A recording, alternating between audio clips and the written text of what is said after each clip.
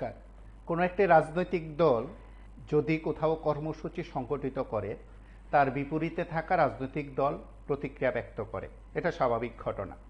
আর যদি কোনো রাজনৈতিক দল কর্মসূচি সংগঠিত করার সঙ্গে সঙ্গে তার বিপরীত কোনো রাজনৈতিক দল প্রতিক্রিয়া ব্যক্ত করে, তাহলে যে কেউ বুঝে নিতে পারেন যে তার একটা আলাদা প্রতিক্রিয়া কিংবা প্রভাব আছে। রাজধানীতে আজ কংগ্রেসের কর্মসূচি সংগঠিত হয়েছে, এটা প্রায় সকলের কাছে পরিষ্কার। এবং এই কর্মসূচি সংগঠিত করার পর রাজধানীর বুকে যারা থাকেন, বিশেষ করে ব্যবসায়ী, পথচলতি মানুষ এবং নিয়মিত যারা বিভিন্ন অফিসে যান, তাদের দেওয়া তথ্য অনুসারে কংগ্রেসের একটি কর্মসূচি সাম্প্রতিককালের অন্যান্য কর্মসূচির তুলনায় আজকের এই কর্মসূচিটি একটু অন্যরকম। এখন এই কর্মসূচি কতটা সাড়া ফেলেছে, কর্মসূচিতে কতটা প্রভাব ফেলতে পেরেছে, এই কর্মসূচি কতটা সফল হলো, এগুলো মূল্যায়ন করার দায়িত্ব সুদীপ রায় বর্মন, আশিস কুমার সাহা, গোপালচন্দ্র রায় সহ বীরজিৎ সিনহা, পীযূষ কান্তি বিশ্বাসদের। আমরা শুধু আপনাদের প্রত্যেককে নিয়ে প্রতিদিনের মতন আলোচনায় বিষয়বস্তু হিসাবে আজ সংবিধান বাঁচাও র্যালি কর্মসূচি কংগ্রেস সংগঠিত করেছে, তার উপর আমরা আপনাদের নিয়ে আলোচনা করব। আমরা একটু অন্যভাবে বিষয়টিকে উপস্থাপন করলাম। বলছি যে রাজধানীর যে কর্মসূচি আজ কংগ্রেস সংগঠিত করেছে, তাকে সচেতন নাগরিকরা অন্যভাবে দেখতে শুরু করেছে। এখন আপনি অনেকে বলতে পারবেন যে সাধারণত রাজনৈতিক কর্মকাণ্ড হলে রাজনৈতিক মহল তার মতন করে ব্যাখ্যা দেয়। যদি রাজনৈতিক কর্মকাণ্ড সংগঠিত হয়, যে দল করেছে অর্থাৎ কংগ্রেস নেতৃত্ব তার মতন করে বক্তব্য রাখবে। যদি উল্টো কোনো বক্তব্য থাকে, তাহলে শাসক বিজেপি তাতে মতামত দেবে কিংবা প্রতিক্রিয়া ব্যক্ত করবে। তাহলে সচেতন মানুষ বিষয়টিকে কিভাবে দেখছে, এখানেই বিষয়টি গুরুত্বপূর্ণ। কংগ্রেসের শক্তি দেখলো সচেতন নাগরিকরা, যারা সুস্থ মস্তিষ্কের নাগরিক, বিকৃত মানসিকতায় যারা রাজনীতি করেন না কিংবা বলতে পারেন সুশিক্ষিত এবং বাস্তবটা ভালো করে জানেন, বোঝার চেষ্টা করেন, তারা বলছেন আজকের কর্মসূচিটা একটু অন্যরকম। নমস্কার, কে বলছেন? হ্যাঁ নমস্কার স্যার, আমি তিলের মধ্যে বলছিলাম। আচ্ছা, যেটা বলছেন শুনলাম, কিন্তু কংগ্রেস সম্পর্কে বলতে গেলে আপনার কংগ্রেস কিছু রহস্য উঠে আসছে। তো এই যে ভারত নিরপেক্ষ রাষ্ট্র, এই কথাটা কিন্তু আগে ছিল না। যখন 50 সালে আম্বেদকর সংবিধান লেখে, কিন্তু সমাজতান্ত্রিক নিরপেক্ষ রাষ্ট্র না, এই কথা কিন্তু লেখা ছিল না। কিন্তু কংগ্রেস 76 সনে এই লেখাটা ইন্দিরা গান্ধী লেখছিল সংবিধানে। 69তম সংশোধনীর মাধ্যমে এই নিরপেক্ষ কথাটা আনছে ইন্দিরা গান্ধী 76 সালে। তাহলে এই আনার পরে এই ভারতবর্ষের এই অবস্থা, বুঝলি? আজকে পাকিস্তান 70 বছর ধরে ভারতের পেছনে লেগে রয়েছে।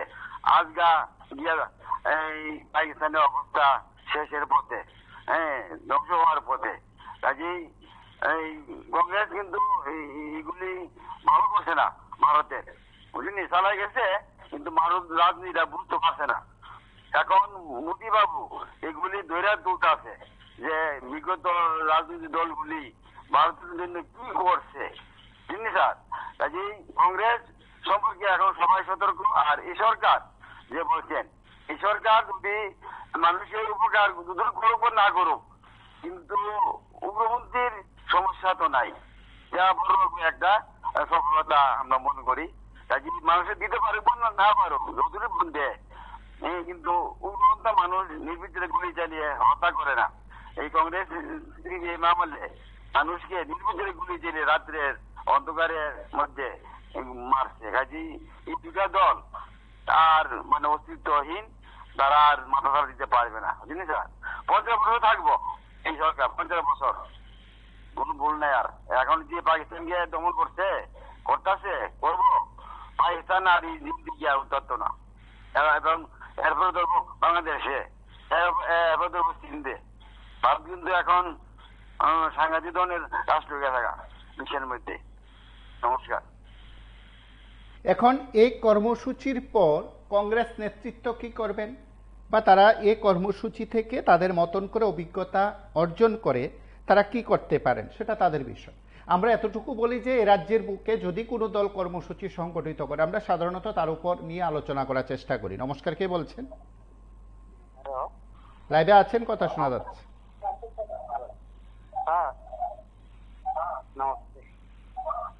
টিভির সাউন্ড বন্ধ করে কথা বলুন।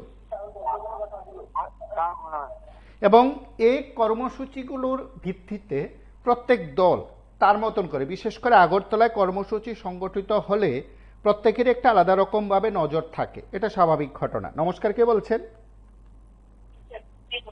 হ্যালো, লাইভে আছেন, কথা শোনা যাচ্ছে। হ্যাঁ নমস্কার, আমি আগরতলা থেকে একজন কংগ্রেস কর্মী হিসেবে আপনাদের কাছে কিছু কথা বলার জন্য আজকে ফোন করা। দেখুন, আজ আগরতলা শহরে ত্রিপুরা প্রদেশ কংগ্রেসের উদ্যোগে আমরা একটা র্যালি করি, সংবিধান বাঁচাও অভিযান। ভারতবর্ষে এমন কি প্রয়োজন পড়লো হঠাৎ করে যে কংগ্রেসকে রাস্তায় নামতে হলো যে সংবিধান বাঁচাও যে অভিযান সেই কর্মসূচি করতে হবে, যেটা রাহুল গান্ধী বা মল্লিকার্জুন খার্গেজি ডাক দিয়েছেন।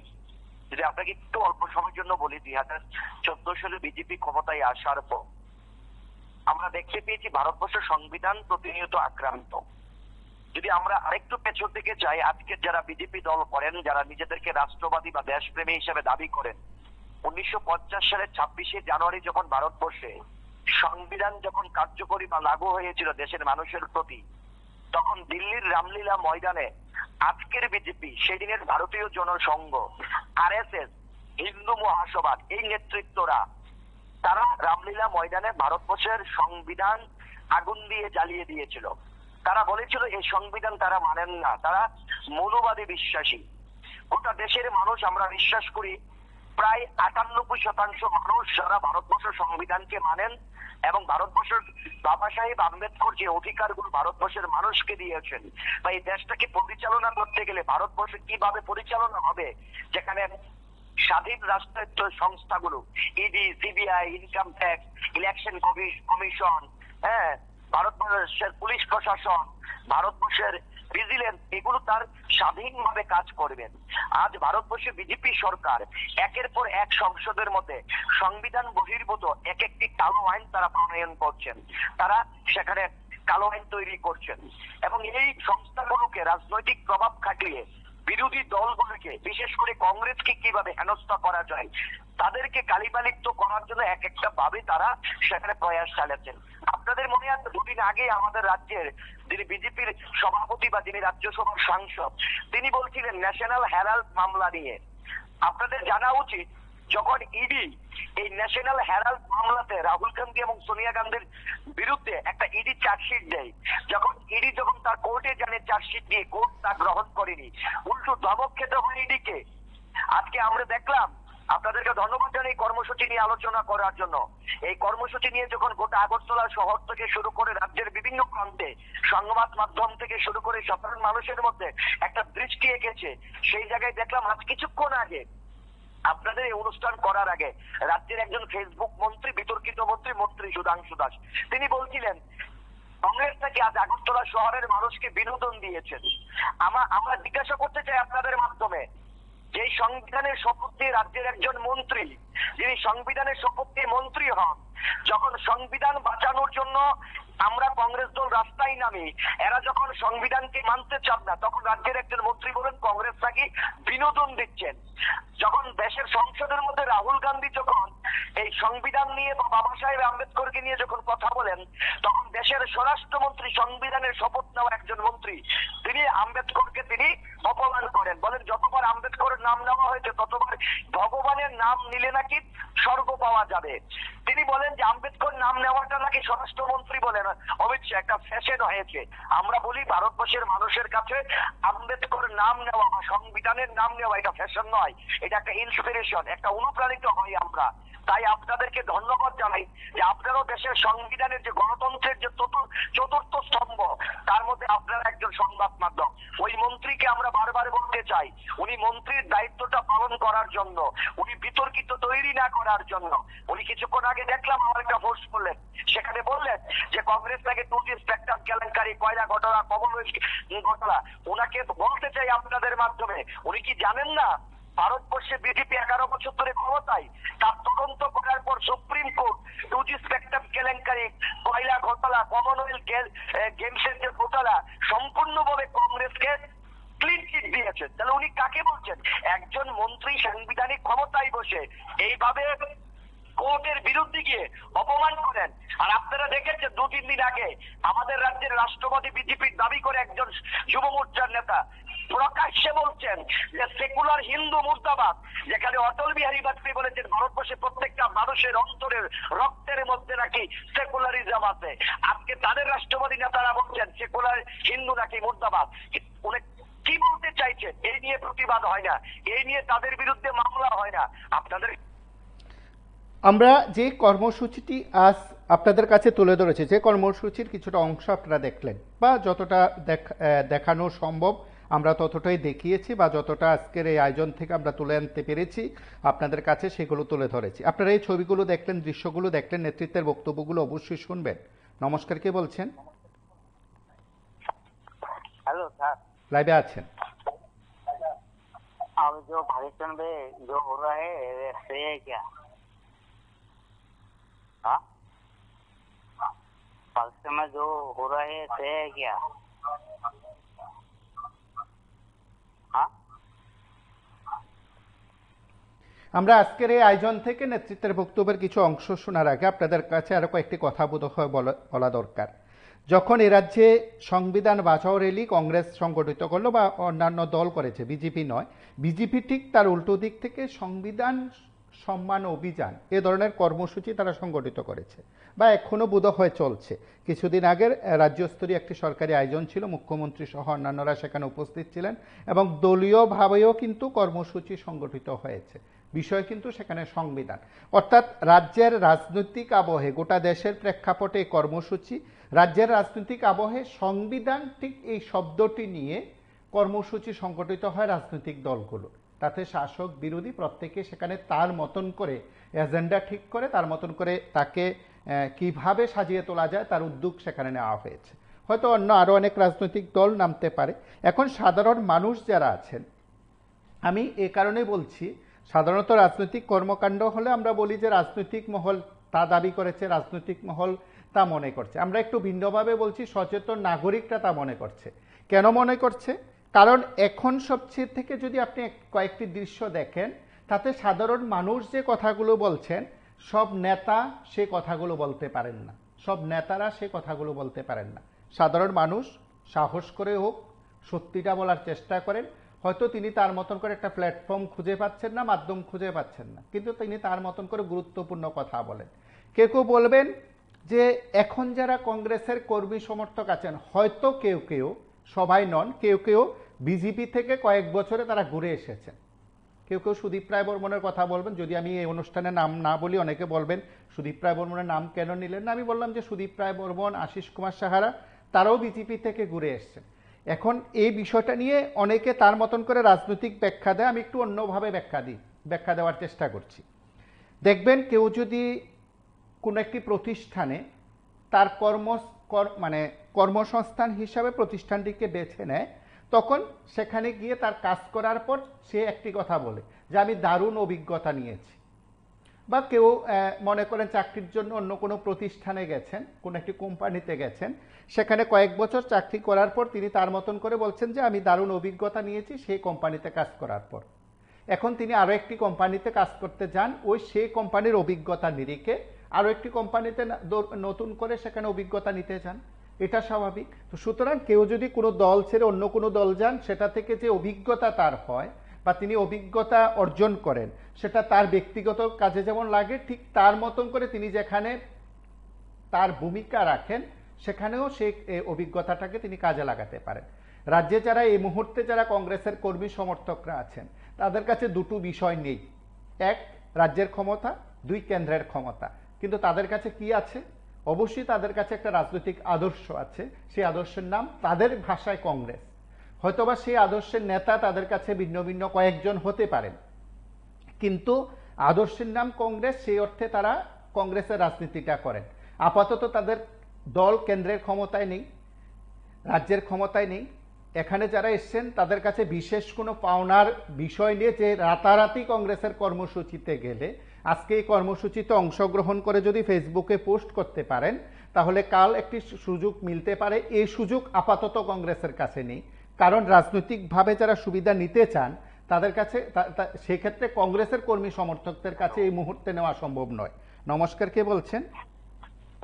বলছিলাম সংবিধান বাঁচাও যে কংগ্রেসের যে র্যালি, অ্যাকচুয়ালি কংগ্রেসের তো এখন সময়টা একটু ভালো হবে, কারণ বিজেপি যে 7 বছর যেভাবে এই রাজ্যটাকে পরিচালনা করেছে, বিজেপিতে যে লোকটি গিয়েছিল সেটি কিন্তু কংগ্রেসের লোক, একেবারে 90% উপরে লোক ছিল কংগ্রেসের।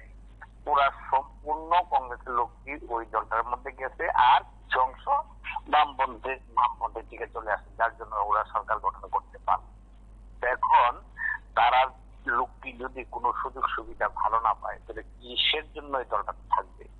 যে সুযোগ সুবিধার লেগে গিয়েছিল তারা কোনো সুযোগ সুবিধা পায়নি, যার জন্য ওরা কিন্তু আবার ম্যাক্সিমাম মানুষ চলে আসে। হয়তো যারা লুটে পুটে খাচ্ছে কিছু একটা মানুষ তারা হয়তো থাকবো, যেটা 10% লোক হয়তো আছে, 10% লোক লুটে পুটে খাচ্ছে, আর বাকিরা কিন্তু সুযোগ সুবিধা পাচ্ছে না, যার জন্য কংগ্রেসের দলটা এখন ভারী হচ্ছে।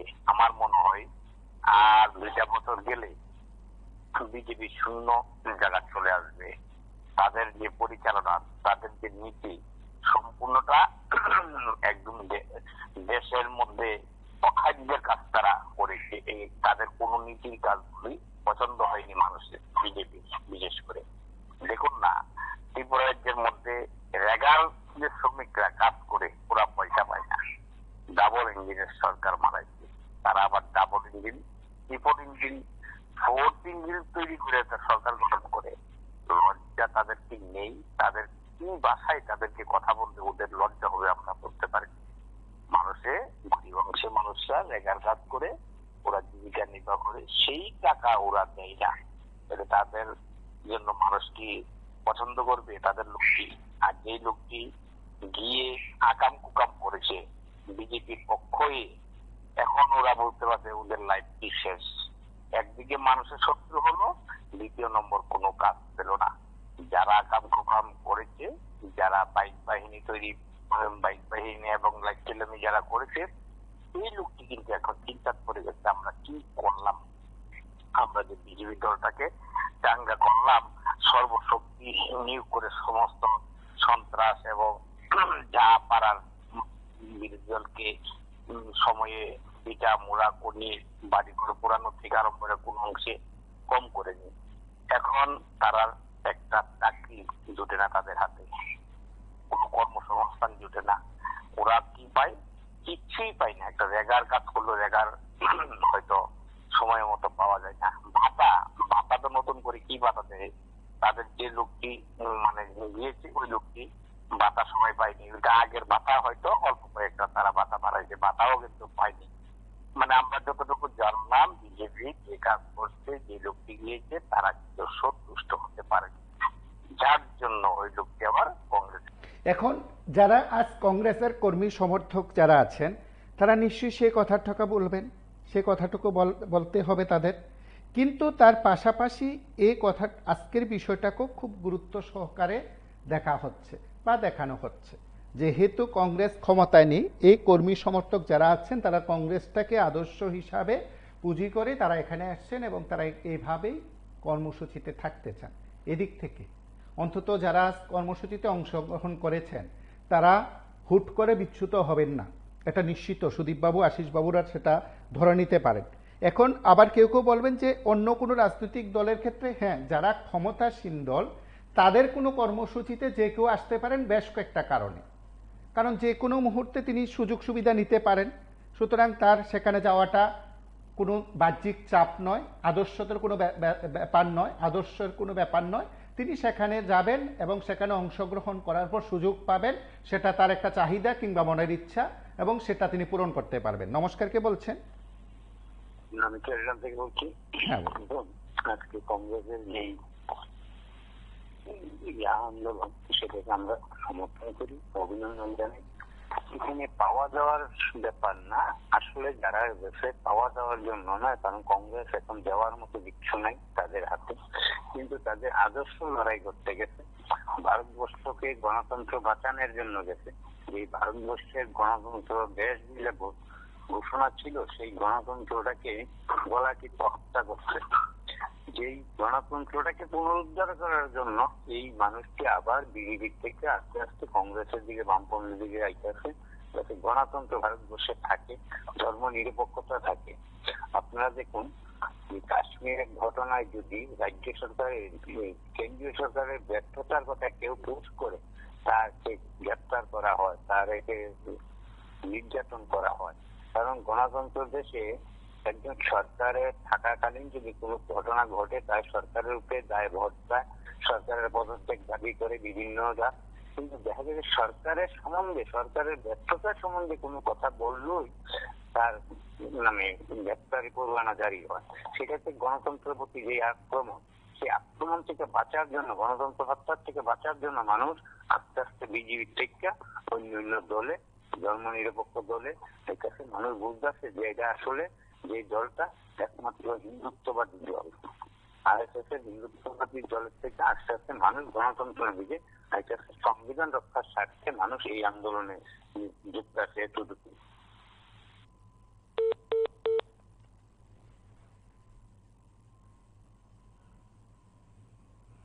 নমস্কার, কে বলছেন? নমস্কার দাদা, আমি আগরতলা থেকে বলছি। হ্যাঁ বল। দেখুন, কংগ্রেস যে র্যালিটা করছে সংবিধান বাঁচানো, এটা খুব দরকার, খুব দরকার। কারণ এই কারণে দরকার, আজকাল ভারতবর্ষে বিজেপি আউনের পরে তারা বুঝতে পারছে তারা পেছনের লোক নাই। সারা ভারতবর্ষে কিন্তু বিজেপির জনসংখ্যা নেই, যাও কিছু আছে তারা ঠাকুর সম্প্রদায়, ব্রাহ্মণ সম্প্রদায়, এই লোকগুলোই আর্য যেটা।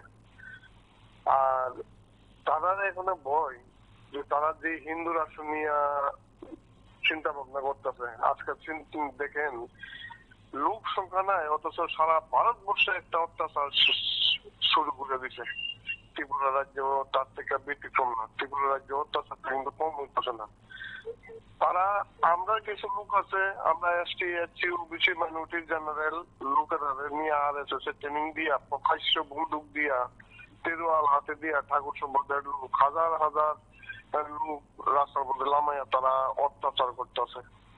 আপনি ভাবতে পারেন তারা মানসিকতা, যদি হিন্দু রাষ্ট্র হয় তাহলে আজকাল কেউ রাজনীতি, ভবিষ্যতে তো রাজনীতি করতেই পারবো না। তারা অত্যাচারে, এই ব্রাহ্মণ বিচার, তারা অত্যাচারে, ব্রাহ্মণদের অত্যাচারে ভারতবর্ষের মানুষ সন্তুষ্ট হয়ে যাবো। কিন্তু আপনারা নিশ্চয়ই জানেন, দেশ স্বাধীন আগে ইতিহাসটা নিশ্চয়ই পড়ছেন, তারা কি বর্বর অত্যাচার করতে পারে আপনারা এখন কল্পনা করতে পারেন যে কত বড় অত্যাচার। ব্রিটিশ এত শক্তিশালী একটা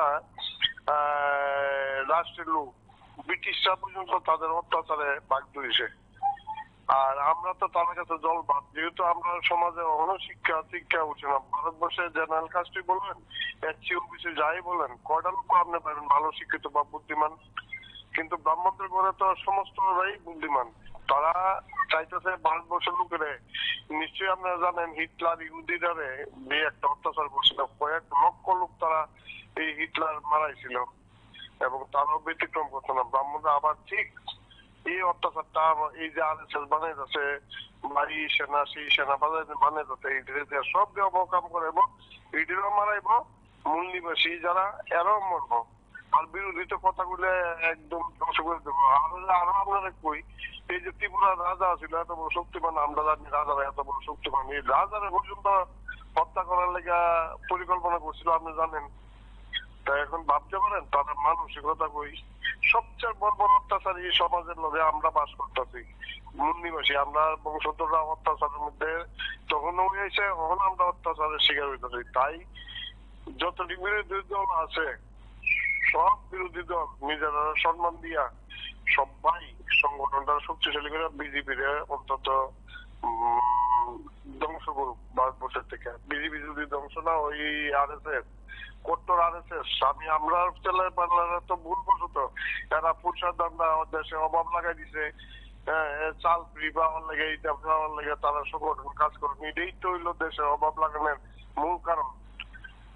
এটা এই কইরা আমরা লোকটিকে ধ্বংস করতেছে, এই কইরা ভারতবর্ষের এই লোকটি দিয়েই ভারতবর্ষ ধ্বংস করবো। তাই এই ব্রাহ্মণ্য শক্তিরে একদম তুলে বিনাশ করা দরকার, সবাই মিলে, দল মল নির্বিশেষে।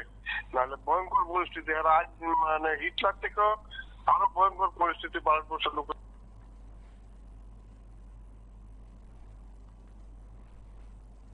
নমস্কার, কে বলছেন? হ্যালো হ্যালো, কথা বলুন। নমস্কার। হ্যালো, লাইভে আছেন, কথা বলুন। এটা কি লাইভ চলছে তো নাকি? লাইভে আছেন আপনি? বলছি, অনেকে যে বলছে যে মানে বিজেপির ব্যাপারে এত কিছু বলছে, বিজেপির ছেলেরা কিছু পাচ্ছে না। আসলে আমি কংগ্রেসীদের বলতে চাই আর কি, ওরা তো ভেবেছিল বিজেপি আসলে লুটে পুটে খাবে, তো এসে আর দেখলো যে খেতে পারেনি, তো এখন আবার ফিরে যাচ্ছে। দেখবেন ওরা আবার পয়সার আগে যখন লোভ পাবে তখন আবার চলে আসবে। এতটুকুই আমার কথা।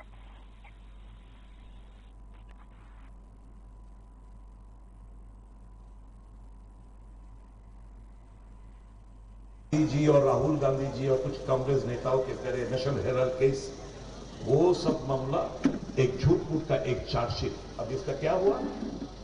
कोर्ट बोलता है ये तो क्या असंपूर्ण चार्जशीट है, नोटिस उन दोनों को मत भेजो। तब शर्म के नाते क्या, क्यों ये घटना घटी? और हां, हम मानते हैं अगर ये बात सच है, নমস্কার, কে বলছেন? যেটা দেখলাম এখন, কংগ্রেসি লোকগুলি যে বিজেপিতে গিয়েছিল তারা সব আবার কংগ্রেসের মধ্যে চলে আসছে। এই ঘটনা কিন্তু এর আগের নির্বাচনে কিন্তু হয়েছিল, একমাত্র মথার জন্য সম্পূর্ণভাবে আসতে পারে নাই। মথা যে একটা চালাকি করতে গত দেশের নির্বাচনে, যেটা মথার দেখেন না, মথার সুপ্রিমো এক এক সময় এক এক কথা কয়।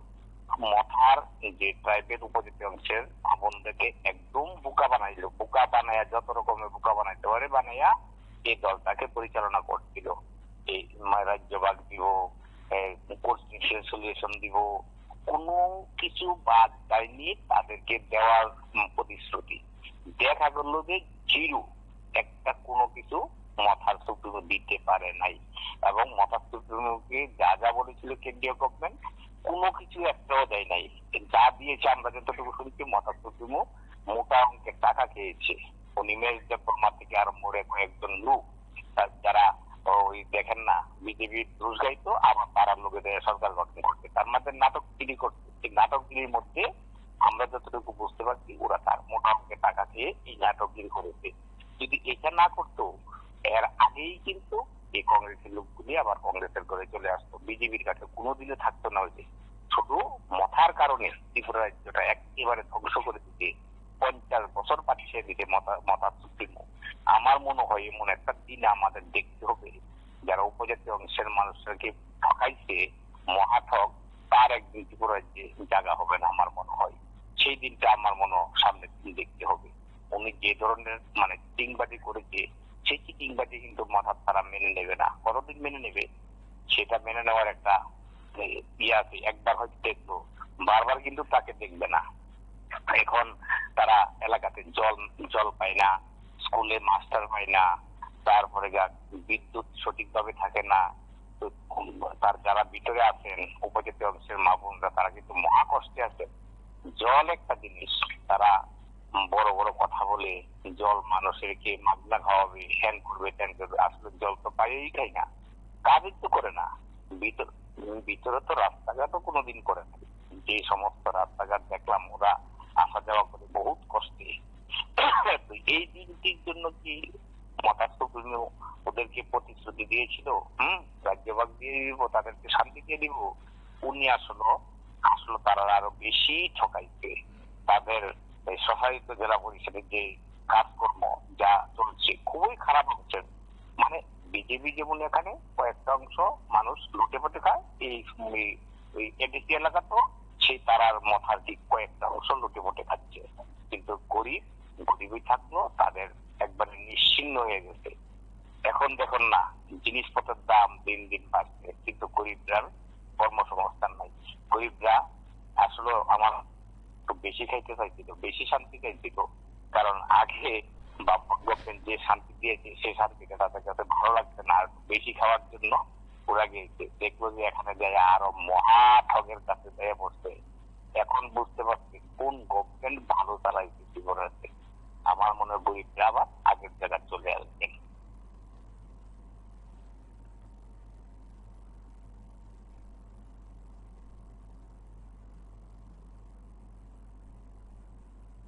हिंदू को चुन चुन के मारता है, मुसलमान को छोड़ देता है। और यहां का जो बीजेपी आईटी सेल जो प्रचार कर रहा है, यहां पे जुलूस निकाला, जो हमको हमारा जो कॉन्स्टिट्यूशन में सेकुलर का शब्द है, हम अभी भी बात बोलते हैं कि भारतवर्ष 90% लोग का सोच है सेकुलरिज्म। ये हमारा सोच है। क्या निकला जुलूस? हिंदू सेकुलरिज्म मुर्दाबाद। मैं हिंदू हूं,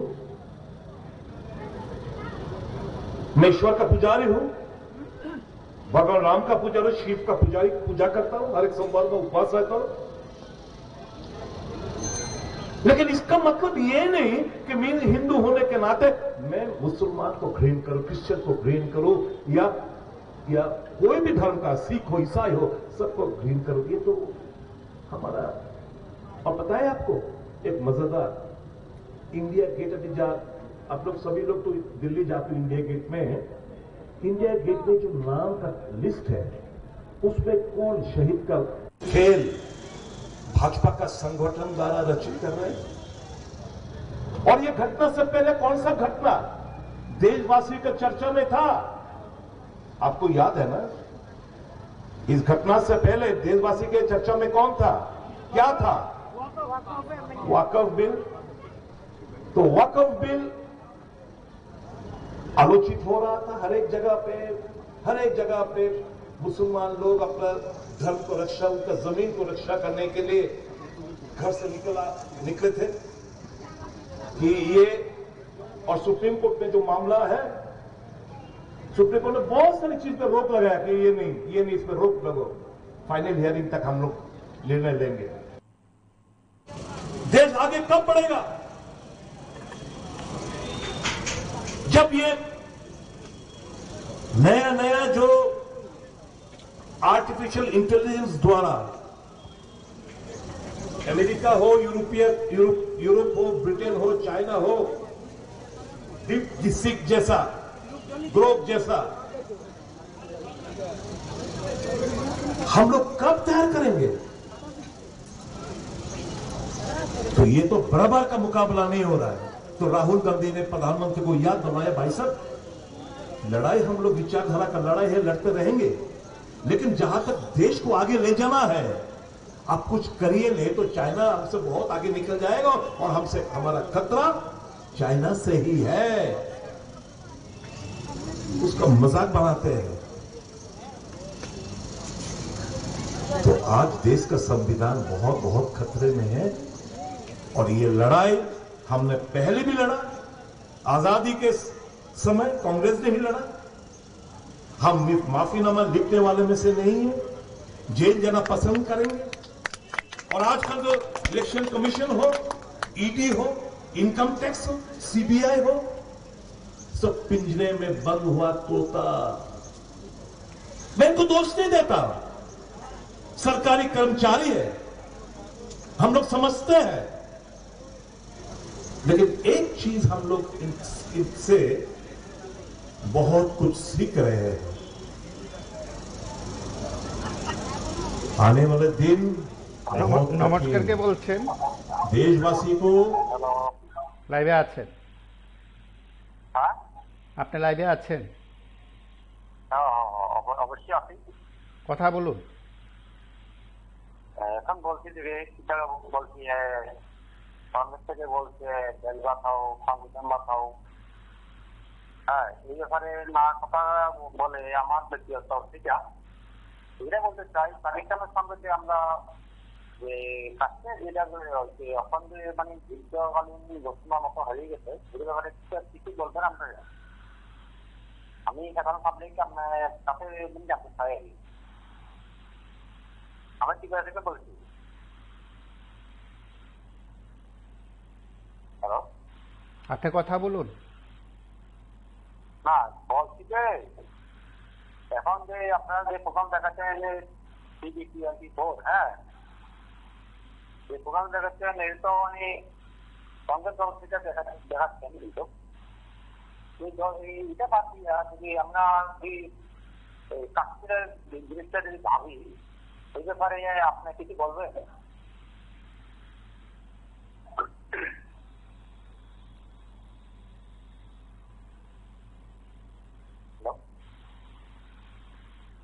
हेलो दादा, हेलो। को इतना मूर्ख मत समझिए। हर एक को हर एक हमेशा के लिए आप धोखा नहीं दे सकते हो।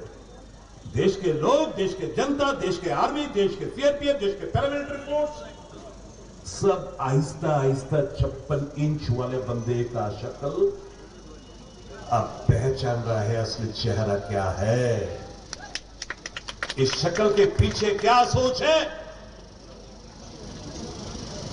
अब सबको पता चल रहा है। बीफ कंपनी से जो पैसा लेता है, हड़पता है, और बीफ कंपनी जो लोग चलाते हैं वो सब तो हिंदू ही है। बीफ कंपनी से चंदा लेने वाला पार्टी भाजपा है, गाय कत्ल करने वाला पार्टी भाजपा है। अब हिंदू हिंदू हिंदू, जागो मेरे भाई और बहनों, देशवासी जागो, नफरत छोड़ो। राहुल गांधी का जो मोहब्बत का दुकान है उसमें शामिल हो, और ये भाजपा के खिलाफ लड़ाई सिर्फ कांग्रेस से लड़ सकते, बाकी सब दिखावा है।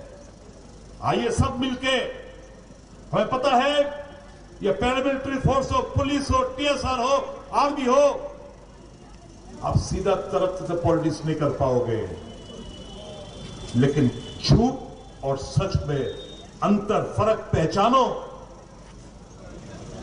देश को रक्षा करो। देश आज सुरक्षित है सिर्फ आप लोगों के कारण। ये विचारधारा का लड़ाई हम लोग लड़ेंगे, पावर में आने के लिए नहीं, डेमोक्रेसी को बचाने के लिए, संविधान को बचाने के लिए हर एक कांग्रेस कार्यकर्ता जी जान से हम लड़ाई करेंगे, क्योंकि देश का स्वार्थ सबसे पहले हम लोग को महत्व देते हैं। और ये लोग भाजपा लोग एक व्यक्ति का स्वार्थ, फिर पार्टी का स्वार्थ, और अंतिम में देश का स्वार्थ। यही एक फर्क है, अंतर है कांग्रेस और भाजपा में। आइए सब मिलके हम लोग संविधान को बचाते हैं, देश को आगे ले जाते हैं, और मोदी साहब फिर से चाहे जितना भी आप लोग हमसे नफरत करो, लेकिन इस संकट में मुहूर्त में हम आपके साथ हैं। चलिए कंधे से कंधा मिला के जो पुलवामा का घटना जो लोग घटाया है और इसके पीछे जो है सचमुच ढूंढ के चुन चुन के इनको आप ऐसा ऐसा सबक सिखाइए ताकि ये लोग, इसी तरह संविधान के पास 353 62,353 पता है किनका नाम है? देश का आंदोलन, स्वाधीनता का आंदोलन किसका नाम है पता है? मुसलमान लोग का नाम है इंडिया गेट में। वो स्वाधीनता आंदोलन में इनका हिस्सा हमसे कई गुना ज्यादा था या बराबर था। तो क्यों हम मुस्लिम को नफरत करें? और यही तो टेररिस्ट लोग, अगर ये बात सही है कि हिंदू कौन है मुसलमान कौन है, अलग से हो जाओ, हम और इनका विचारधारा में क्या क्या डिफरेंस है बताइए। जो टेररिस्ट का दिमाग है, सोच है कि इंडिया में अगर इंडिया को वीक करना है तो हिंदू मुसलमान का लड़ाई लड़वाना है, और इस नाते ही आके हिंदू को ढूंढ ढूंढ के गोली मारा। तो ये व्हाट्सएप यूनिवर्सिटी भाजपा का IT सेल हो, कुछ भाजपा का नेता लोग जो बयानबाजी कर रहे हैं, इससे तो हम तो जो ट्रैप टेररिस्ट लोग जो ट्रैप तैयार किया है उसी में तो हम कदम रखने वाले हैं। और हम तो जो भी देश का प्रधानमंत्री चाहे कोई भी हो, हम तो मानने वाले में से एक है। अभी फिलहाल कौन है? फिलहाल मोदी जी है। तो और इससे पहले कौन था? अटल बिहारी वाजपेयी जी था। चलो हम सुन लेते अटल बिहारी वाजपेयी जी का वक्तव्य क्या था। हम तो बहुत मानते हैं। अटल बिहारी वाजपेयी जी ने बोला, इंडिया सेकुलर है, इंडिया सेकुलर था और आने वाले दिन में भी इंडिया सेकुलर रहेगा, देश सेकुलर रहेगा। ये जो आज का जो कार्यक्रम है, संविधान बचाने का लड़ाई, राहुल गांधी का क्या सोच है? अभी हमें बहुत खुशी हुई कि अभी रेलवे बोर्ड का जो चेयरमैन, एक मिनट सुन लो जरा बात।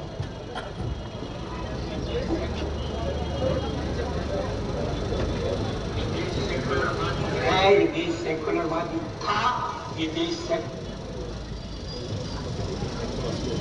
और ये देश सेकुलरवादी रहेगा। अब आइए मोदी जी क्या कहते हैं। जो भी प्रधानमंत्री का कुर्सी में जो है उनको तो हम मानते हैं। इस्लामिक विचारधारा के खिलाफ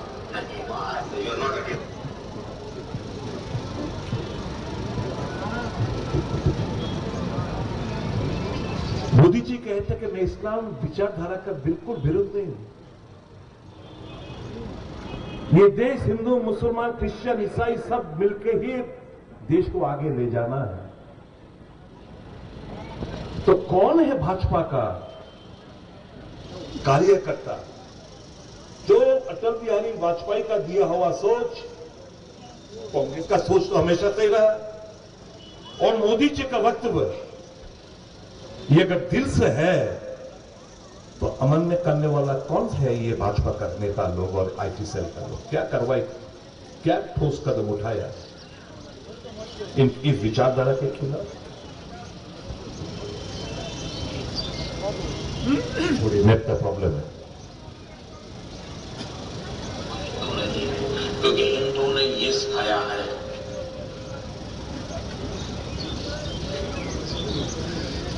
तो हमारा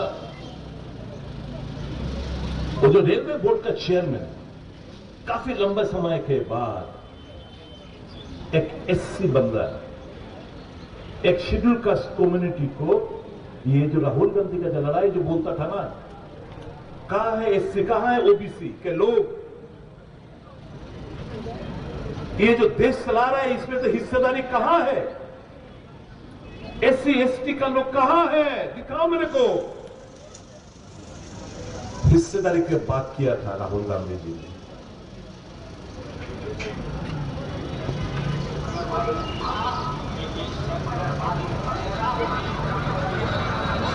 ये सबने देखा हुआ है, मैं सिर्फ याद दिलवा रहा हूं। तो ये जो लड़ाई हम लोग लड़ रहे हैं, ये देशवासी के हित के लिए।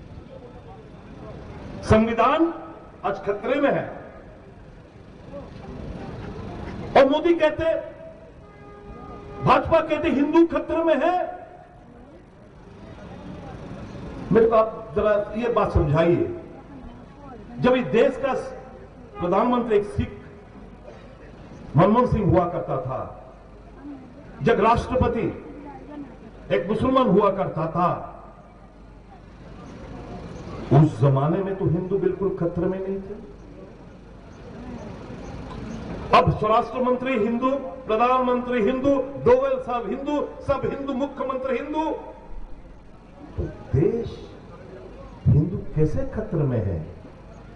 या सिर्फ ये एक डर का एक माहौल पैदा करके सिर्फ वोट का फायदा लेने के लिए ये सब भाषणबाजी और ये सब एक डर का माहौल, एक घृण हर एक के अंदर घुसाना, यही उनका चाहत है। इससे देश कमजोर होगा भाई और बहन, देश आगे नहीं बढ़ पाएगा। अब जब चाइना सबसे ज्यादा खतरा हम सबको शेडो वार लड़वा रहा है पाकिस्तान।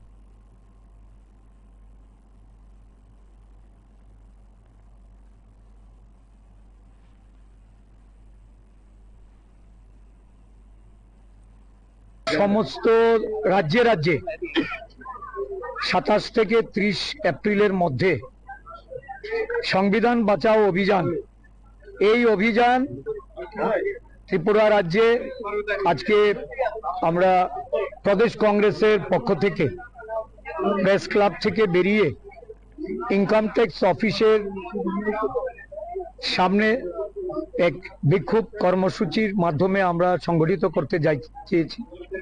রাজ্যের বিভিন্ন জেলা থেকে, ব্লক থেকে আমাদের প্রতিনিধিরা এসছে।